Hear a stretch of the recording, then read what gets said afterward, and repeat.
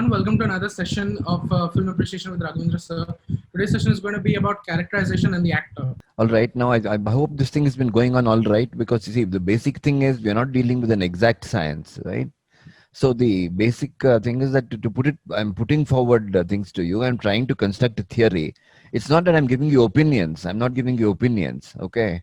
So the question is, if I say it's not for you to agree or disagree in that sense, if you have to disagree, you will have to come up, construct a theory of some sort, come up with an argument of some sort, right? So please, I mean, it's not just that I will largely disagree with a lot of with a lot of, shall we say, bookish opinion or whatever on whether this is good, that is good, this is bad, that is bad. But I try to sort of back it up with some kind of reason, some kind of reasoned approach.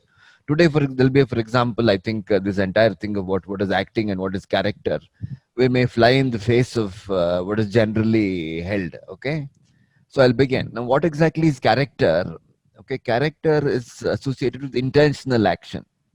When a person chooses what a person chooses to do in given circumstance, you can put up PPT. the PPT. So different people act differently in circumstances, and character in film, in stories, in fiction is the association of character traits, that is why a person behaves in this way in a particular situation, why another person behaves differently, behave differently in the same situation. Okay, so now it is important that the character, whatever is part of the character, must be implicated in the plot. Okay, now let's take for instance somebody. I give this expression, this example very frequently because it's one of the most easiest examples to understand. Let's take for example somebody like Spider-Man, right?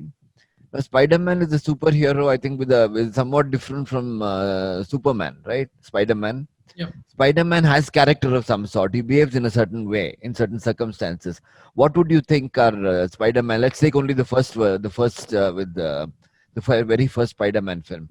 What do you think are his characteristics, his character traits of Spider-Man? He's socially awkward. He's an introverted guy, He's working and class. He's working yeah, class. Okay, one by one we'll go. Working class. He's working hard up for class. money. The fundamental things. He's obviously he's courting this Mary Jane. But can you say something more? He's a somewhat mean person, right? The element of meanness in this guy, right? He's not like Superman. Like, for example, it's a human trait. When that man cheats him out of $500 or $2,000, $500 or $2,000, I don't remember the sum.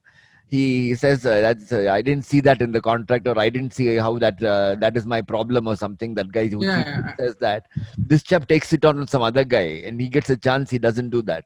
See, he behaves in a slightly mean way. Okay, he's sort of he's this nasty piece of work, but gradually he transforms in some way, right? You get true. me? And see, but before that is after he gets the powers. That meanness comes after he gets the powers, don't you think? I know, but whatever it is, no, he's that's his character. It's Yeah, basically he's that always had becomes this that character. becomes See, one minute. Okay, see, the point is this character trait does not come with the powers. The powers are different. The character traits remain, but then he gets this responsibility, this sense of responsibility, and the uncle senses that. With great power comes great exactly. Yeah, responsibility. the Right, right, uncle right. senses that Yeah, he has correct. changed. That there has been a change The in his change, behavior. but the The point is uncle. he's changed. But the point is there is that mean streak in this guy. Okay, the important thing is he's taught a lesson when that uncle is killed, right?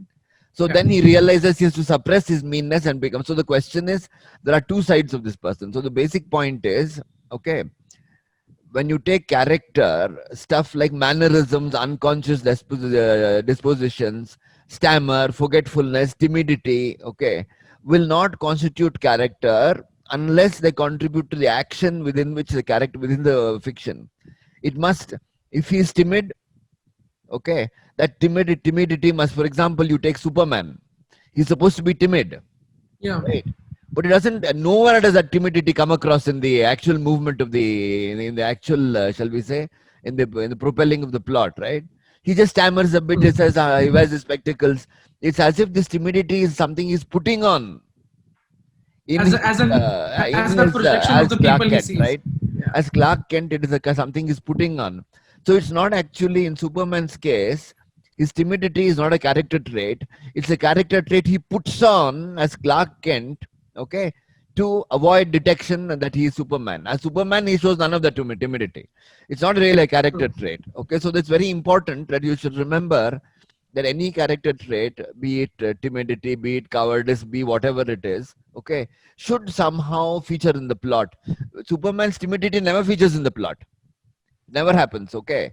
So the question is, it's a kind of guise he's putting on. So the point is that all listing of these character traits must somehow be implicated in the action of the story. Okay. This meanness of Spider-Man is so there. So the basic thing is, this attribute of whatever the character attribute cannot be decorative in a person. By and large, you will find a lot of character attributes are decorative.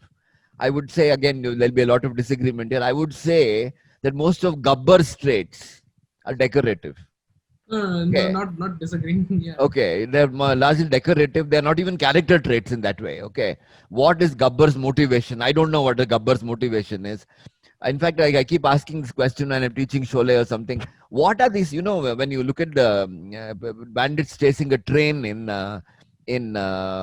say um, in which is a Wild Bunch, okay, Yeah.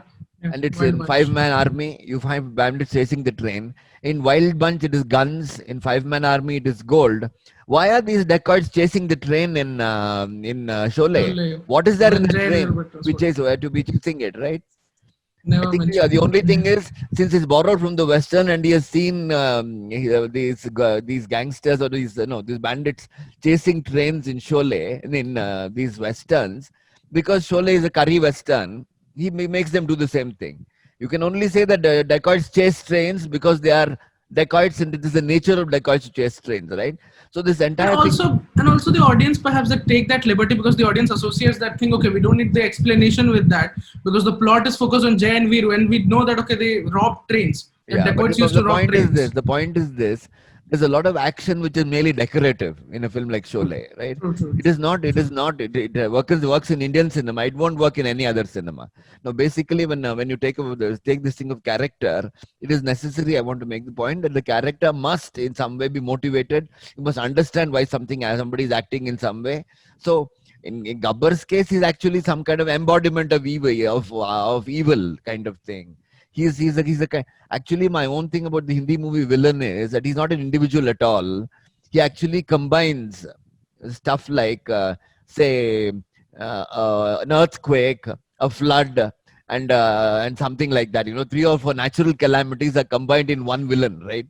Who can act in different ways completely arbitrarily. He's not really a human being. He's not really the characters played by Ajit, for instance, they're completely without that kind of motivation. They're not characters at all. Okay, so the important thing is when you're dealing with characters, that this characterization must be motivated in some way by whatever. There must be some causal logic to the character. It must be there, and it's not always there in movies like Sholay. You got to be careful. I understand that. Okay, now Yes. by and large, characters transform in the course of fiction. It's necessary for the character to transform. Now, if the character has only goodness as his attribute, okay, he can't transform. Which is why in Hindi movies, let's take the Angry Young Man. Angry Young Man, if you take the Angry Young Man, what is the character trait which he's composed of? As far as I make only one, okay, which is his desire for revenge, his state of anxiety. That's the only trait, right? So the question is, throughout the film, he has to he has to demonstrate having this one character trait, which is his anxiety and his demand, not even for revenge. It's not revenge. It's for some kind of a closure of some sort, right? And he Yes, the can't. disillusionment or anything that he has with people around him or the world around him. Yeah, whatever. But the point is this, that he can never achieve a goal. He's directed towards a goal. The goal is never achieved. It's not only this. You can look at Shakti. You can look at even Baiju Bawra. Here they are in crime. Baiju Bawra is also this vengeful person, played by, I think, Bharat Bhushan. If you've seen, that's also revenge drama, not revenge, Yeah. this kind of thing. But the point is, once whatever he's aiming for is attained, he cannot go back to his, shall we say, unexcited condition. He's defined as an excited being, right? So the question is, when this is over, he has to die. For no reason at all, he is killed because he is the logic of his thing cannot bring him down to the. For you can't imagine, for instance, the Deva or Vijay, or in Shakti, or also I don't know if he's called Vijay, or in Baiju Bavra, coming back to the unexcited state of normal state. They should, if they complete their job. Baiju Bavra defeats Tansen, but he doesn't come back to normalcy. He's drowned accidentally with his girlfriend or his beloved or whatever. Okay. The point is, they are conceived in essence as one thing. They cannot change. This man, for instance, what's his name? Salman Khan. You can't imagine Salman Khan in Dabang being anything else. He cannot suddenly, I mean, he has to be only that. He has to be Dabang, that's all. It's conceived in one term. So it's very difficult for this transformation to come about in a protagonist. When transformation comes about, they define it as an essential condition. Aberration happens. Yeah, please. So somewhere I'll come to that. I'll come to all this character actor and I'll come to all that. Okay, in due course, we'll talk about it. Okay, we've got an hour. We'll come to that. Okay, so I won't go too much into this. But the point is, for transformation to come about, there have to be at least two notes in the character. That is two concordant notes. Like for example, you can have goodness and stinginess. Okay, they're not incompatible. So the question is, one way of bringing about transformation is for a person to be kind-hearted at the same time stingy. He wants to give, but he can't give. So the question is, at some critical crisis moment, what happens is that the good side takes over or the stingy side takes over.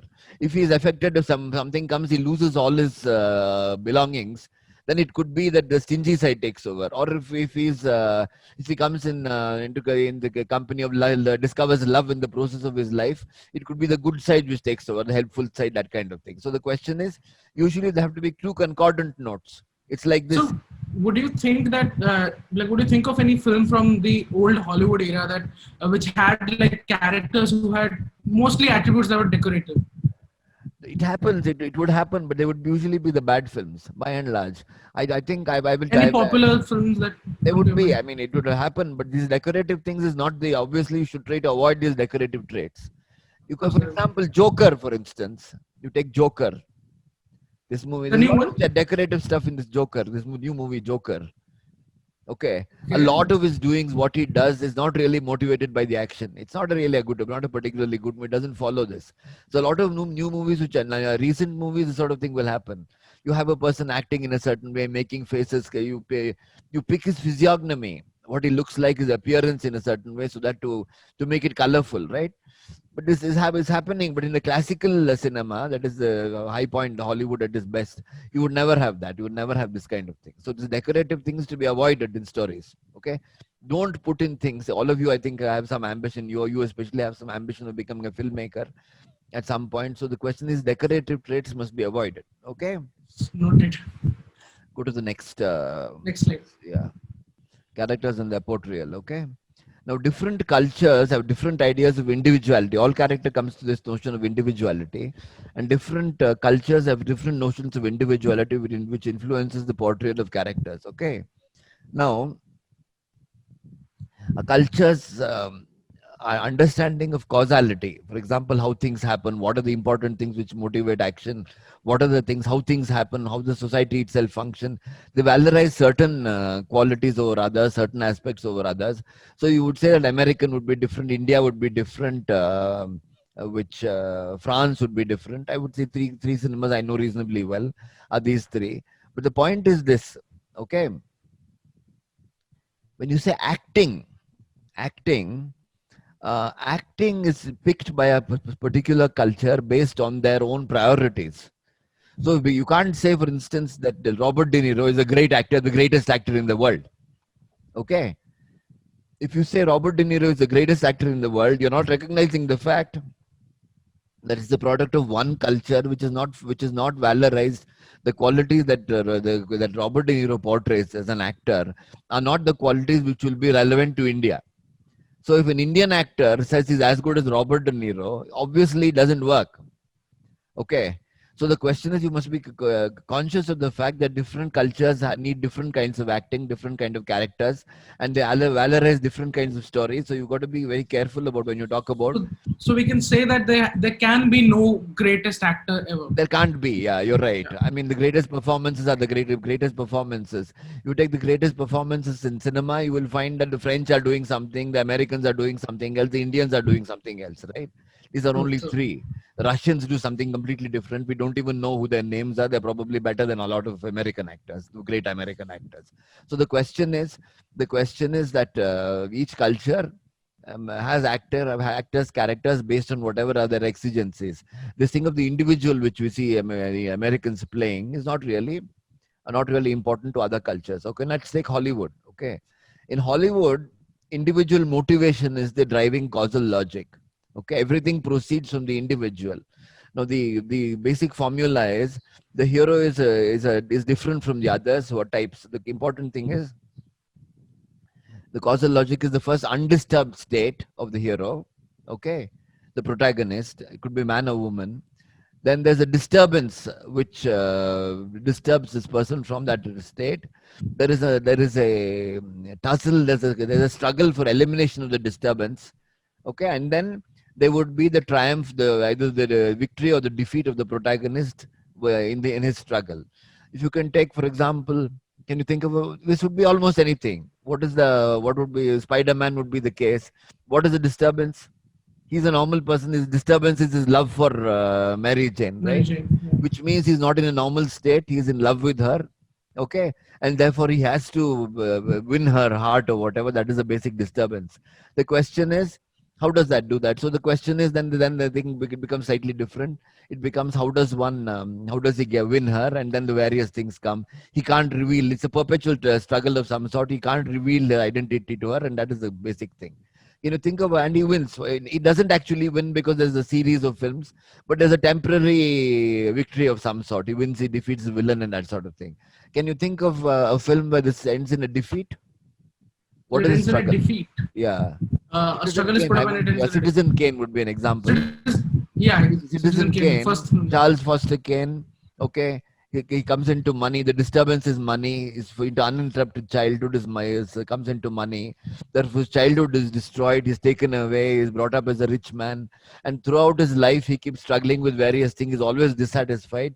So the final thing is that rosebud, when it comes, is an indication that what he has lost throughout his life, which he was struggling for, is the innocence of his childhood, which he has lost. Okay, so that way it's a defeat. But the point is, it can be both defeat or victory. So it can be either. Now, in Hollywood movies, there are two. One is the individuality.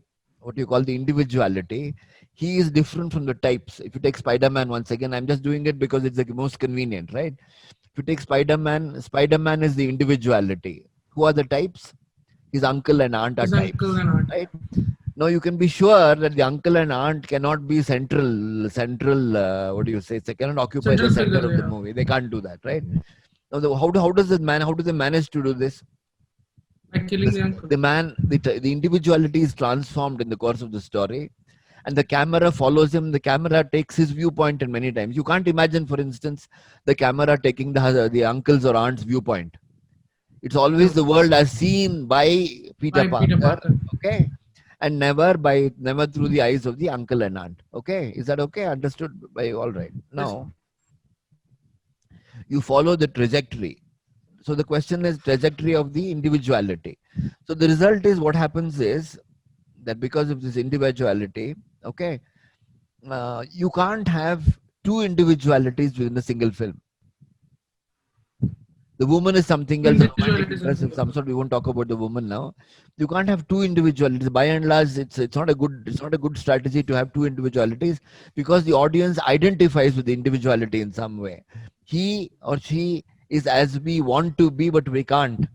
So they fulfill all the things, they go through the processes, and we can't. So the question is, you can't have more than one individuality. Now, individualities, as in like there's a character who is also like in his own space, stands out, and there's another character who also stands out in its own space. Not stand out. They cannot be. By and large, it's not a good thing unless they are foils to each other.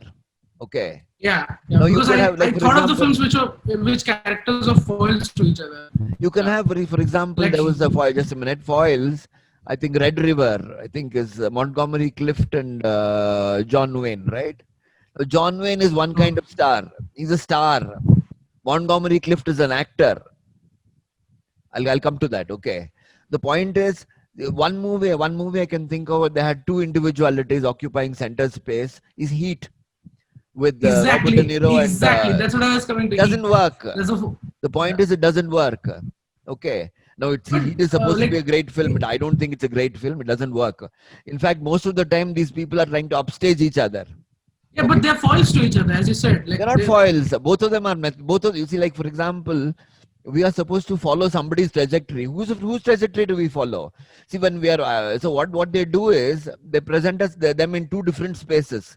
One yeah. has two different stories actually. See how they try to solve that is through have yeah, okay, yeah, please, yeah, allow me to talk. Okay, so interrupt, somebody is objecting to your interruptions and I agree with them. Okay, see, So, the point is the point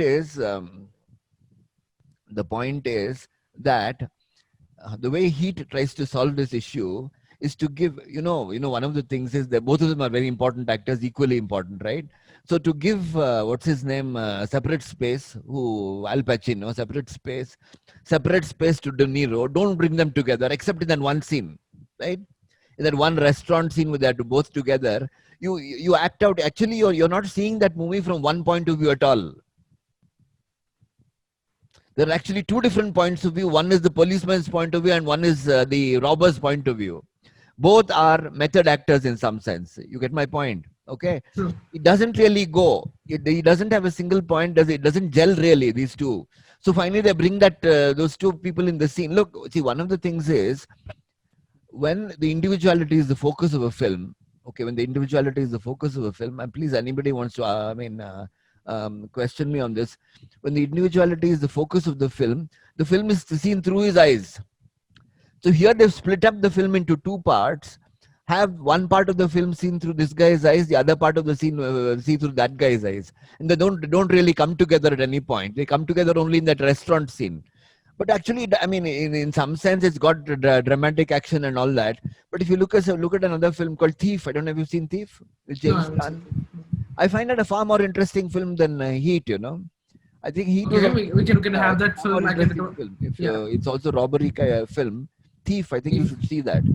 It's a James Caan film, and see Heat and see how it works. That works much better than this Heat. I don't know why it doesn't. I mean, I won't expand too much. There's too much to be got through in an hour. But just consider this and have a look at it. Heat, does it really work with two different individualities? Okay.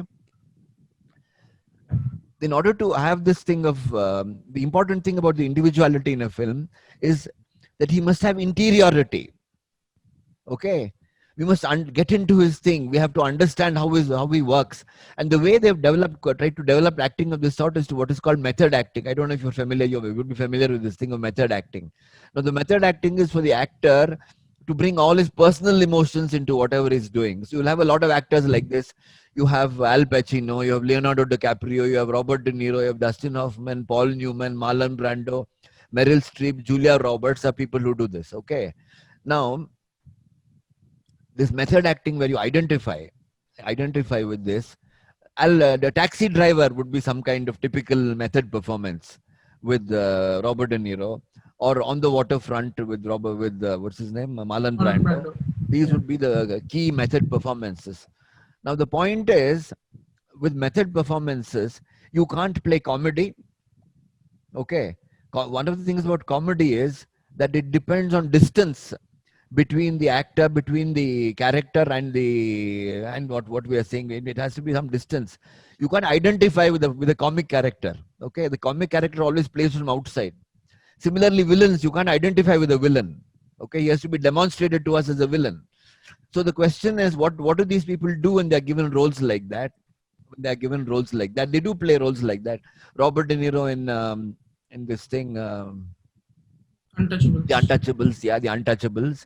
He's also in, I think, Quentin Tarantino's Jackie Brown. Yeah. Okay, Robert De Niro does that. I think I think this guy also, Al Pacino also did some kind of comic role. Dick Tracy, did he do Dick Tracy? So the important thing is that Yeah, when they're given roles like this, what they do is they do another kind of acting called impersonation. Okay, impersonation is to imitate certain mannerisms, imitate certain things. Okay, in a certain way to pass for that person, but not become that person. So you would have Julia Roberts in Mirror Mirror. Have you seen Mirror Mirror? yeah. Julia Roberts is almost does method acting in film after film. But Mirror Mirror, she plays a negative role, the Queen of Snow White and Snow White, the story of Snow White, or I think it's Snow White. So when she I does remember, Mirror yeah, Mirror, Snow she White. acts in a completely different way. So that does an impersonation. I'll give you other examples of it. Glenn Close in 101 Dalmatians is very different from Glenn Close in some other movies, right? Okay, now you take something like Batman. Let's look at the Joker. Okay, you look at Jack Nicholson's Joker. You look at what's his name? Heath Ledger's Yes. Joker, right? Jack Nicholson's Joker is played from the outside. There's no Yeah, identification with character. true.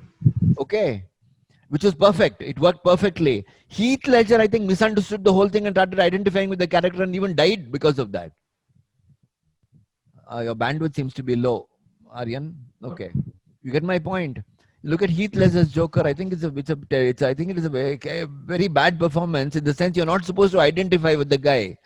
We are supposed to see this guy as evil. We are supposed to see him as a negative person, right? It becomes a problem with Heath Ledger's Joker. Okay, Jack Nicholson's Joker works. You know, he's basically a comic strip character. It's the same with this new Joker. By who's the guy who? What's the guy's name? Joaquin Phoenix. Joaquin Phoenix. His Joker, he doesn't even fit into the original thing of the comic strip Joker at all. He's turned into a psychological type. In fact, this movie may try to explain that, but it's not the same Joker at all. How does he, for example, the comic strip villain, the comic strip villain is a super villain. Okay. He doesn't have psychology. The Joker, Riddler, none of these people have psychology. When you start endowing him with psychology, is a completely different thing, right? You Yeah. can't, for example, let's take something like Indian epics. You cannot take Duryodhana's character and give him psychology. Is my point getting clear here? Okay. Yeah, I understand. What about the others? Are they okay with this thing or are they doubtful about it? The psychology means getting into interiors. It's a later day development. It's a thing which came out of the novel that you actually see into people's interiors. By and large, comic strip villains did not have interiors. Okay. They were cardboard things. They were extravagant. They used to do things. They wouldn't have motivation except, you get my point. All right. If Luku says okay, all right, everybody's okay. All right. They do not, they didn't have that kind of psychological logic, psychology, which would motivate them. It would be simply something like hatred of your humankind, or it would be hatred of America, or it would be, that kind of thing. Okay. Babu also, yeah, okay. So this becomes quite clear. Now, the point is that when Heath Ledger takes up this role, he tries to give that guy psychology of some sort. The same thing with your Joaquin Phoenix's Joker. The psychological hero villain does not go with the comic book villain at all. He's just given the same name.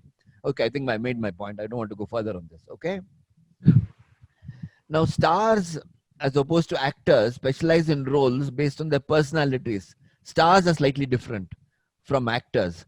Actors try to inhabit the roles. Stars use their personalities, their physiognomy somehow to get into roles. Okay. So John Wayne is not an actor like Robert De Niro. You get my point? Okay. They seem to fit into specific genres. You have Gene Kelly in the musical. You've seen Singing in the Rain. You've got John Wayne in the Searchers, Stagecoach, the Western. He would do the Western, right? Humphrey Bogart in Noir. I think you should try Nicholas Ray's in A Lonely Place. I won't give you these. These are the basic kind of roles that these people played in. James Stewart. James Stewart used to play at one point. He used to play the all-American hero, the good guy, the person with integrity in America. Mr. Deeds Goes to Town. Okay, I think that's a famous one. Frank Capra. It's a Wonderful Life as well. It's a Wonderful Life would be ideal. Who is the new American actor, the contemporary or slightly less than contemporary, older than contemporary, who plays this all-American guy in American cinema? Tom Hanks. Correct. Yeah. Who said it? You said it, Aryan. Yeah. Yeah, Tom Hanks is the guy. The difference is what's his name? This James James Stewart. Stewart played innocent American when America was innocent. Tom Hanks plays the American innocent America, and I mean, America is not so Okay. innocent. Yeah. There's a basic difference. They've been entangled in all kinds of things, but still he plays the innocent American, which is why James Stewart is a terrific actor. I'm not so sure about Tom Hanks. Okay. So this is the thing. Okay.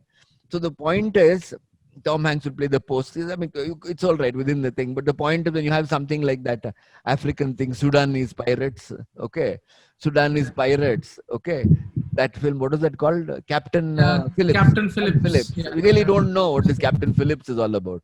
It's okay in the post, it works because it's within America, American issues. When you come to Captain Phillips, you come to international thing, and you have this good American all over the world. That it becomes a slightly problematic thing. Okay, now the typecasting of actor comes because of this. Typecasting is not a bad thing, but here you must understand thing. These actors went on and on and on playing the same roles. In India, it's not possible because you don't have genres, right? So if Dilip Kumar played one kind of role in Devdas in the early movies, later on he played a completely different kind of role. It's the same thing with Shah Rukh Khan. Shah Rukh Khan's early Yeah. image and later image, no comparison at all. They're completely different, right? Same thing with what's his name, Salman Khan. The point is because these genres don't survive as categories over long periods of time in India. This thing comes, it has an effect of a certain sort, and then it goes away. You can't. Shah Rukh Khan could not have played the same roles of that slightly frivolous thing. It ended, I think, very early, probably in this Bazigar or so. Probably after that, I think DDLJ was the last thing. After that, probably I Yeah. don't know much. He lost that. He became some. He didn't know. I think Shah Rukh Khan's probably his career trajectory would probably reveal the fact that after some time he didn't know exactly what his personality would. It became a performer of some sort. I think. Yeah. He came from that background where he was not like Yeah. he would not normally do that, and Yeah. suddenly he Correct. became a star. Yeah. So. Correct. Okay. All right. So now you come to American cinema. All this thing of all directors don't use this thing of stars, don't use method actors. For example, a director like Robert Altman will not use them, right? Robert Altman is a completely different kind of director. He will not use these stars. He will give them all small roles. He will not have this thing of method acting. The people who actually use method acting are Scorsese, okay. The Lynch does not use it. Lynch will not use it.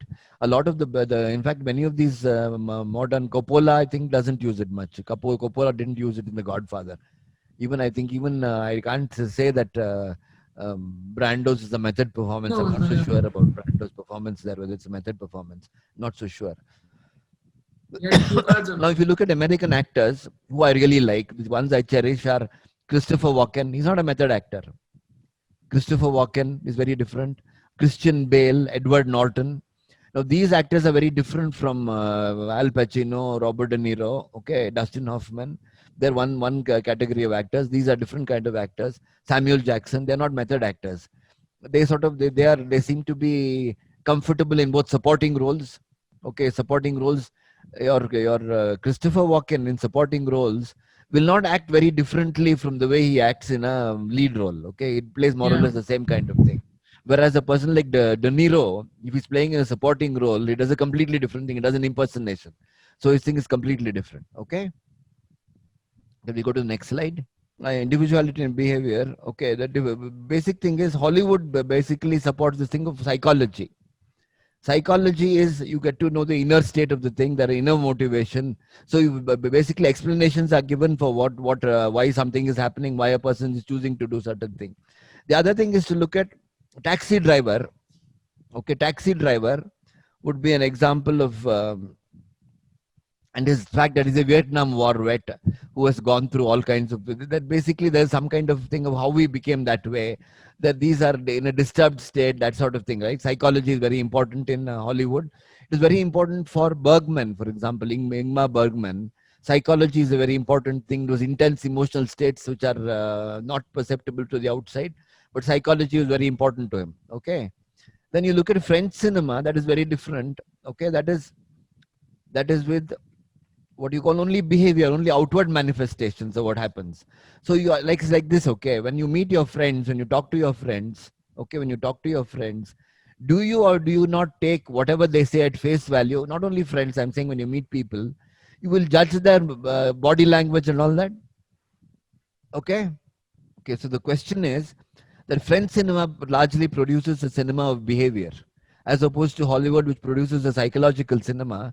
French cinema produces cinema of behavior, and the important thing about this is you don't get into the heads of French film actors.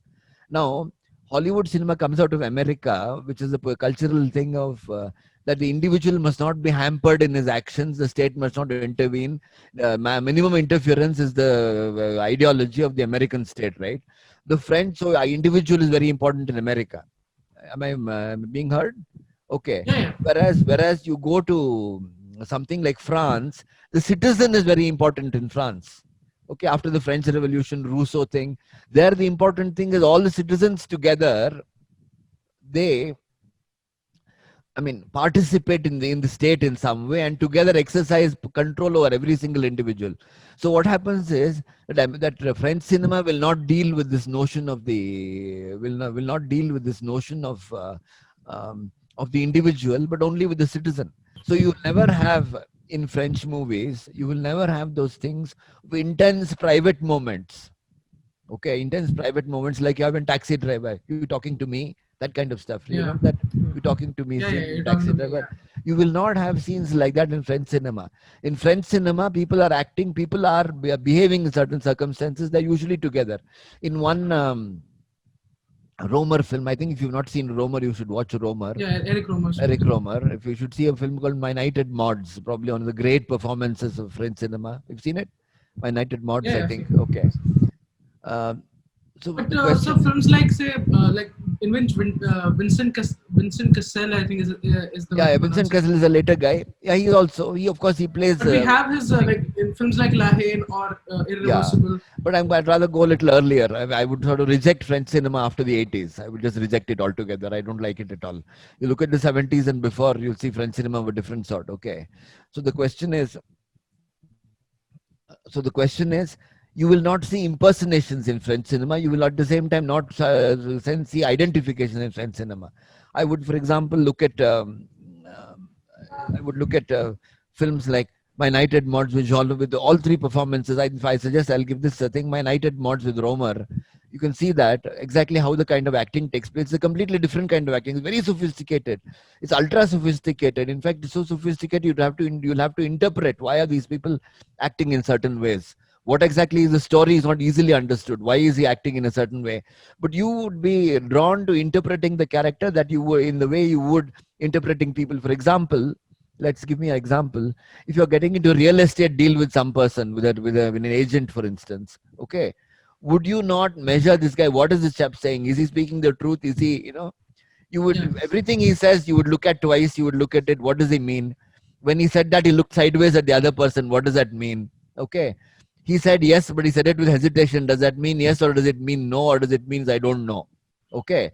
That basic thing about you in everyday life, you're required to interpret everything because you can't get into other people's heads, right?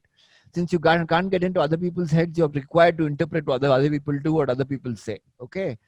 Now that is why this French cinema is very interesting. I would recommend very few stars in French cinema in terms of women, probably Catherine Deneuve, and that's probably and Isabelle Huppert would be among men. It would be Jean-Paul Belmondo, Alain Delon would be, where they're stars in the sense that personalities are important.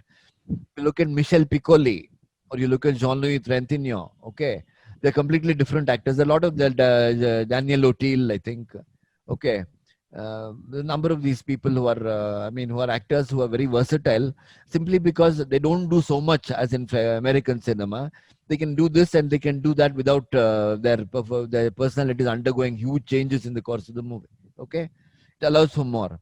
I would recommend strongly Claude Sautet. I mean, you write it down. yeah, yeah. Claudesautet is very interesting. Jean Renoir, Rules of the Game. Okay.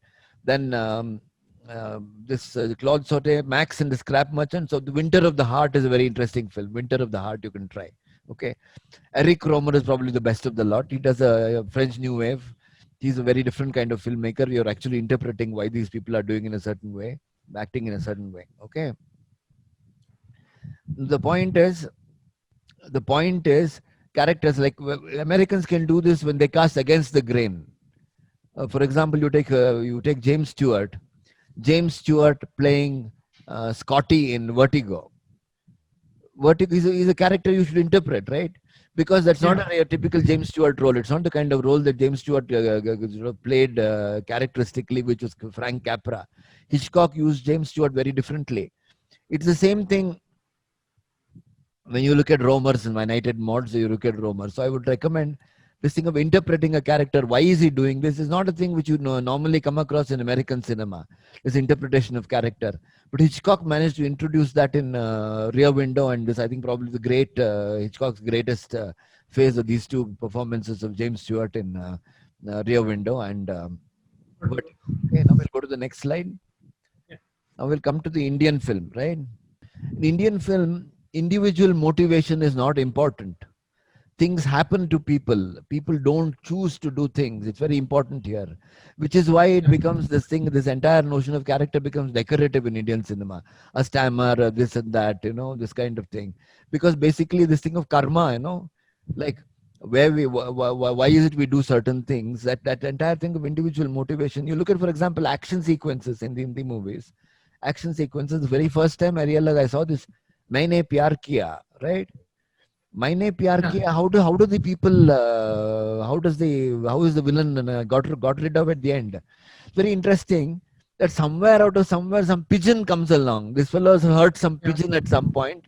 That Yeah. pigeon is a vengeful pigeon. Okay, he wants to take revenge on these people. So when the villain is about to push them over the thing, and then question is that the entire thing is that people come to harm because of what they do. It's not like James Bond were to kill somebody. Yeah, we're supposed to. He'll do it. Does it deliberately? He'll put him in something and get rid of him, and he'll make a nasty remark and he'll kill him. Right? That kind of Yeah. deliberation in destroying the villain is rarely. That is the first time I saw that. Saw this happening. That this entire thing of motivation, that killing is reduced to, okay, it's reduced to the level of responding to things. The villain tries to kill the hero, and then accidentally something happens and he falls over because of his own momentum or some such thing. Yeah. This is the standard Karma. thing. Okay, action sequence. So the question is this deliberate annihilation of the villain is never found. So you study these action sequences. So narratives, if Hollywood, the narratives are in the active voice. Okay, which to do with the individual motivation. Hindi movies are in the passive voice. You can hear me? Yeah. Yes. Okay. Passive voice, which means that things happen to them. Okay. So things happen to them and they're not really choosing to do certain things. So acting within that has to be. Now, when you take somebody, an actor like Kamal Hassan, who tries to do method acting, okay, he's acting against the culture itself in some sense, that he is not acting in accordance with what the culture demands. Okay, this method acting is totally, in my opinion, completely pointless in India, because you're basically dealing with a passive thing. Every other character is in that kind of passive mode where you're basically receptive to certain things based on a karma, based on this. In that particular thing, if you want us to get into your head as an actor through your mannerism, through identification, you're actually not in the right. You're not doing the kind of thing suitable to the culture. I'm saying that it seems to be out of place, is what I mean. It seems to be Yeah. out of place within the film milieu. Whereas it's basically what you're basically doing here is you're trying to fit some roles, do a bit of mannerisms, bit of a thing, and then convey character as more as a personality trait. So the question is, when you say so and so is a good actor, what happens when you say so and so is a good actor is that good actor is a person who's got a strong personality, who brings that personality to the screen in some way. So you have Irfan Khan, has a strong personality. He's a strong personality. He's got a presence of some sort. So that presence comes into the role. In fact, you can see the kind of roles that Irfan Khan is given. His face doesn't even suit that, right? Yeah. Irfan Khan in Life of Pi, the boy cannot grow up into Irfan Khan. It's not possible. So the question is, they don't seem to even pick this thing. They just see if whether his physiognomy. In fact, same thing with Nawazuddin Siddiqui. Nawazuddin Siddiqui has got a very, very strong presence. You can't use him for all kinds of roles. You have to use him for whatever fits that kind of thing. But because the entire thing is based on passivity, It is based on receiving things. It's based on being placed in situations. It so happens that anybody can be put in any kind of role. Okay. Now that is not really okay, in my opinion. You have to do this. So in Indian cinema, you should actually do a screen test. I don't know what kind of screen test they do. If they can give what's his name, Nawazuddin Siddiqui or Irfan Khan, the kind of roles they've been giving him. You can't cast Irfan Khan as an innocent bumpkin. You can't. Okay, he's too knowing. His face is too knowing. It's too worldly wise, right? That's the thing. Yeah. So the question is that presence is very important. So you should use that presence suitably in Indian cinema.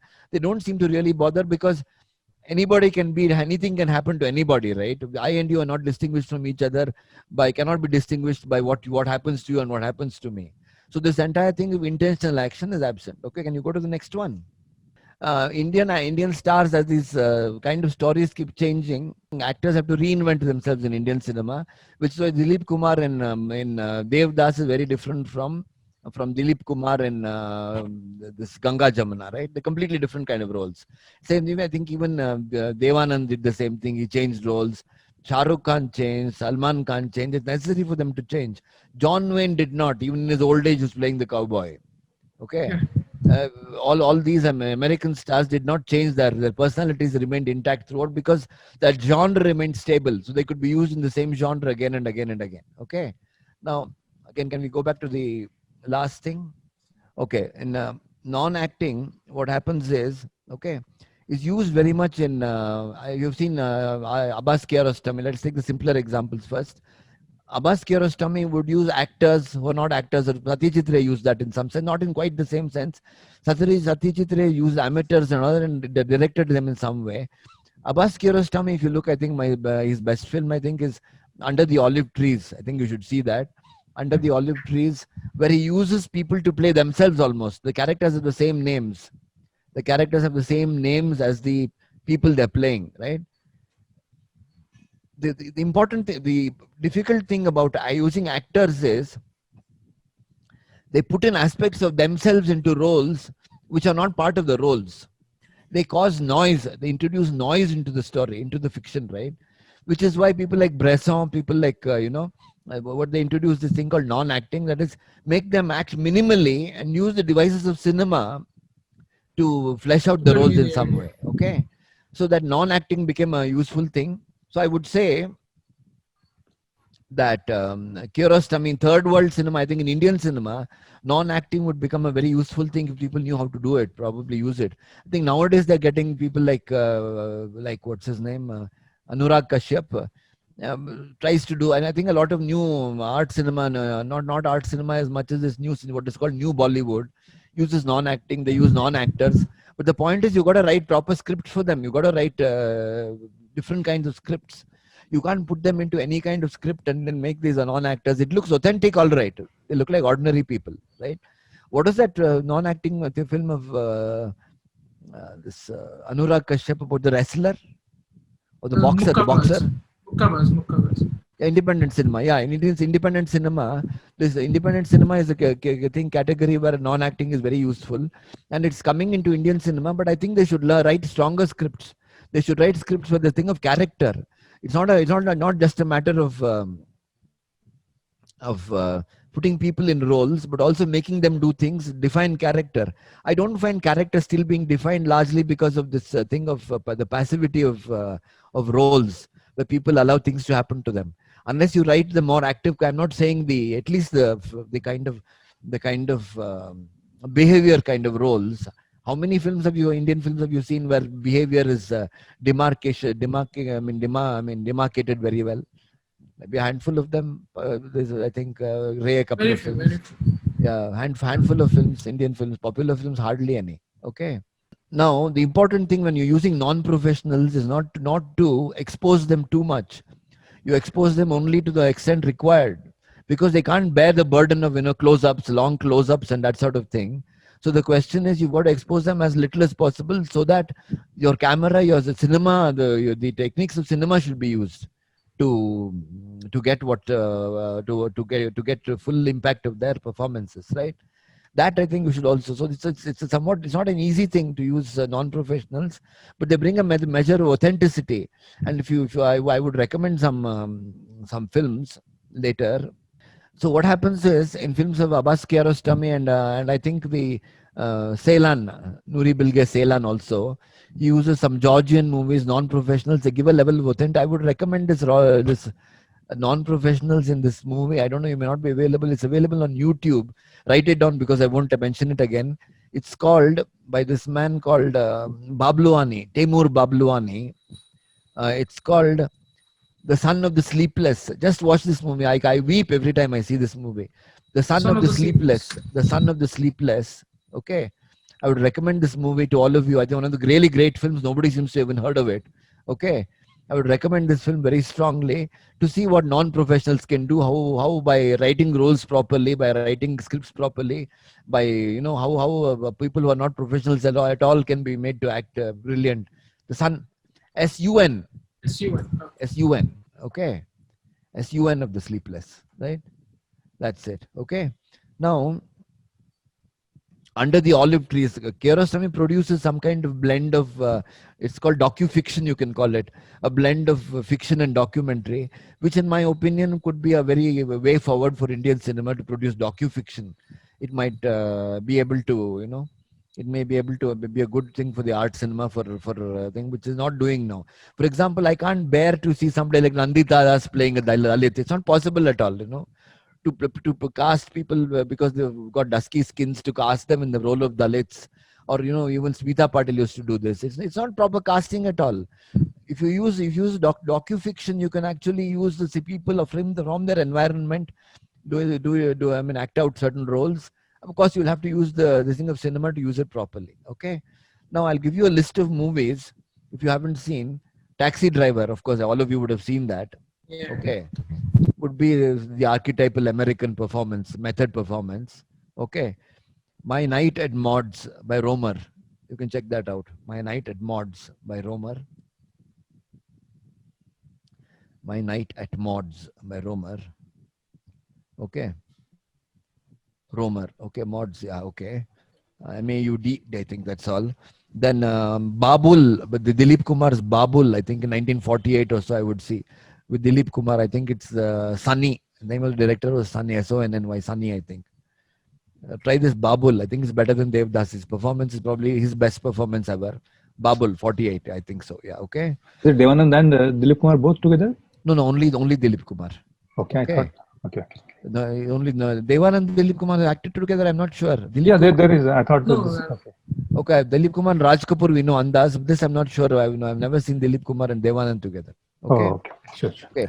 Then I would recommend The Lace Maker with Isabelle Huppert. I don't know, you will get Claude Goretta as the director. The Lace Maker. I would recommend that. Okay. Okay, then I would recommend Claude Goretta. Then Under the Olive Trees by Kiarostami. Bresson, I didn't say very much about him. He's a very difficult filmmaker. It takes a separate session to deal with Bresson. But basically, he's the ultimate thing in non-acting. Okay. Robert Bresson, I would recommend Mouchette, the easier film. Mouchette, Mouchett. Pickpocket as well, I think. Pickpocket also, but for acting only, I'm saying. For the acting. Yeah. Pickpocket not so much. Mouchette is excellent for the acting also, taking only that. He's made other movies, but I think this is the best thing for how non-acting can work in a conventional way, create character. Okay. Whereas Pickpocket doesn't create character so well. It's something else. Okay.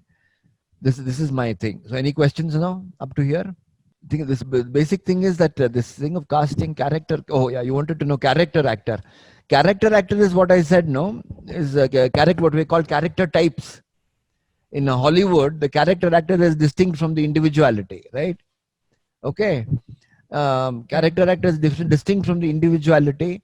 And your Cliff Robertson in Spider-Man as the uncle is a character actor. Okay. You have somebody like Christian Bale can be both character actor and lead actor. Now, lead actor need not necessarily get into psychology. It's changing somewhat. The lead actor could also be somebody like Christopher Walken, who I think is a terrific actor, probably a great actor, American actor, Christopher Walken, Samuel Jackson. I think Tarantino is one more actor who doesn't get into heads, right? He doesn't get into people's heads. He tries to deal with behavior. I think which is why your entire Pulp Fiction. I think Pulp Fiction is a great film. Really, he's not getting into people's psychologies, and he's got everybody acting in a certain way, giving everybody equal importance. This is not a thing which earlier Indian cinema used to do. Tarantino, I find more interesting than a lot of others. Scorsese is not a director I particularly value because he follows the old things. He uses, his use of actors. I'm not particularly fond of Scorsese, though he's highly regarded in America. I would say that these are the big guys. Tarantino, not now, but I'm talking about early Pulp Tarantino. Fiction. I would say Reservoir Dogs. Reservoir, not more than that other one, Jackie Brown. Jackie Brown, I thought was terrific. Okay, again, he doesn't use psychology. Again, that Robert Foster, for instance, who's the lead actor there, Robert Foster, and Pam Grier. They're all actors from. I think Pam Grier was in porn films or something like that. Yeah, black exploitation films. Semi-porn kind of thing, or other exploitation films. And I think Robert Foster played only small roles, but he's given them this kind of space, and he's made them come up with great performances. Okay. So, any other questions? Does that explain your thing of what is a character actor? Character actor is a person who specializes in these roles, right? Specializes. Now, in Indian cinema, you've got character actors like who are the character actors who plays Iftekhar would be character actor, right? Yeah. There would be the standard character actors. They're different from the stars. There are no method actors here. The stars and the character actors. The character actors would be cardboard things, fitting things like policeman, judge, okay, friend, okay. The comedian also in the early movies with Mahmood and all was some kind of part character actor. Johnny Walker. Walker. He's comedian, yeah, basically. He's comedian. But he's also androgynous characters. Androgyny seems to be a new thing. I mean, a new gender category. I can't think of any, as a category in actors and characters. I can't think of. It seems to have come out. Don't you think it's come out of this new gender emphasis in cinema? Androgyny? I don't know. But anyway, I suggest some Russian movies. You can look at, for example, some Dostoevsky adaptations by the Russians. Okay, two, I will suggest this. Look at The Idiot, the Russian version of The Idiot. I think it was made in the 60s or so. Sir, it is someone who is bisexual. I know, bisexual, yeah, agreed, yeah, but is that The Idiot Russian? Yeah, Russian film, I think it's Piriev, P-I-R-E-F is the name of the director. And you can look at, the Bresson's Dostoevsky films like Four Nights of a Dreamer. Okay, Four Nights of a Dreamer. You can see the complete difference in the way Bresson and the Russians handle. Kurosawa also tried to adapt The Idiot. Kurosawa was abominable. I think Kurosawa's adaptation of The Idiot, I don't think he even understood what Dostoevsky is a very humorous writer, He's very comic. He's got extremely funny bits in his movies. Kurosawa did all that very, very, in a very straight and an extremely grave way. Four Nights of a Dreamer by Bresson. And The Idiot. Four Nights of a Dreamer is White Nights. I think, this is the ends here, okay? So any questions, please ask me. Any other questions? I hope I made some sense. I mean, either I made some no sense at all, or I made full sense. Considering that there are no questions at all, okay? Any questions? Anything? Not even what I've said. I'm saying outside this about Indian actors. About I'll try to think out even other movies, other countries' movies. If I can answer, I will answer. I will try to answer. Is there anything at all? Okay. None. Sir, I want to do you a class on appreciation of cinema. Sorry. Appreciation of cinema. Yeah. What about it?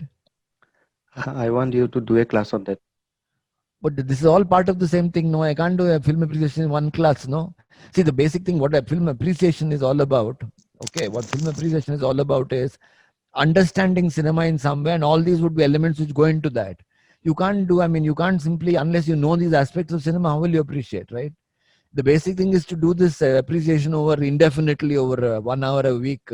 As you go on attending these classes, I can't tell you if cinema is such a simple category that in 1 hour I can tell you all about appreciation of cinema. It's not possible at all.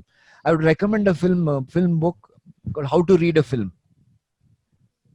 on Japanese actors, I Yeah. actually, Babu, I don't know too much about. I've seen, yeah, I think Ozu's is largely non-acting. I don't know about the others. I don't know much about Mizoguchi's acting. Obviously, they'll have some local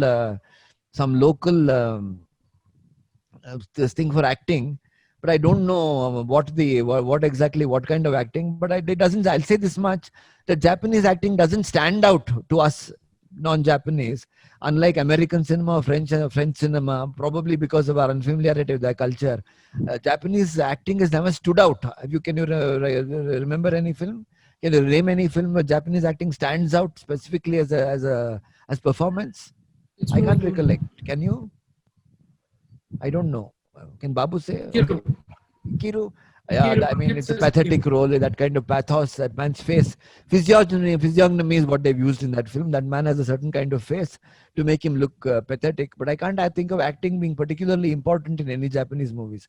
They're always very good. Toshiro Mifune plays a kind of very dramatic kind of thing. He stands out in a certain way, but I can't say that he's much better than any other actor. He's not a particularly great actor, in my opinion. So I can't really say that much about. I think Japanese cinema doesn't rely so much on the actor at all. Okay, story. Yeah. Yeah, again, Ozu's more Tokyo Story. non-acting. Ozu is a bit non-acting, right? They don't use, probably Ozu's films are the best examples of acting in cinema because it's non-acting. The actors don't really do very much. They're just placed in roles, and the cinema does everything, and cinema carries them along. That's why the Ozu's films are the best that way. It works along.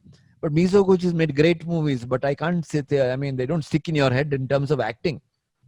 They're great for other reasons, but as acting, as performances, I don't see Japanese cinema as. It's the same thing with the other, it's the other third world countries, not third world countries, China, Japan. I think Turkey is very good now. Turkey is probably getting very good. Iran is very good, but Turkey is probably. You should see this new movie called the Wild Pear Tree, I think, of Ceylan. Wild Pear Tree. Yeah, the Wild Pear Tree of Nuri Bilge Ceylan. Okay, the Wild Pear Tree by Nuri Bilge Ceylan. Just for the performances, I think it's brilliant. The acting is brilliant. I think so that thing, Wild Pear Tree. Okay, by Nuri Bilge Ceylan. Okay, so I'll stop here. Any other questions? I'll answer. Otherwise, I think we've come to the end of our session. Okay, all right. Thank you very much. Thank you so much. Thank you very much. Yeah.